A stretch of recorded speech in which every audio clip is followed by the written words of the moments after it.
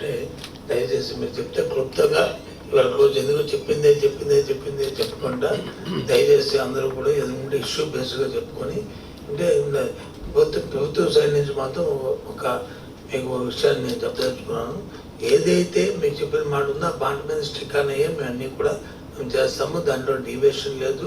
మొన్న last time financial సంబంధించి ఏదైతే మనకు డేట్స్ ఇచ్చామో ఆ డేట్స్ అన్నిటికీ కూడా ఆ అమౌంట్స్ అన్నిటికీ కూడా స్టిక్ అనే ఉన్నాము. తప్పకుండా అవన్నీ కూడా ఇతని టైంలోనే ఆ డేట్ ఇచ్చిన దాంట్లోనే అవన్నీ కూడా పూర్తి చేస్తామన్న విషయాన్ని కూడా మీకు చెప్తున్నాము. దాంతోపాటు ఇంకా మీరు ఏదైతే ఆ రోజు పిఆర్సీ గురించి డిస్కషన్ వచ్చిందో అది కూడా దాని ప్రాసెస్ కూడా స్టార్ట్ చేసాము.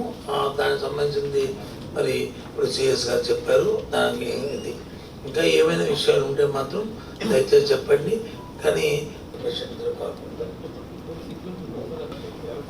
ఇష్యూస్ ఉంటే చెప్పండి, చేస్తున్నాను.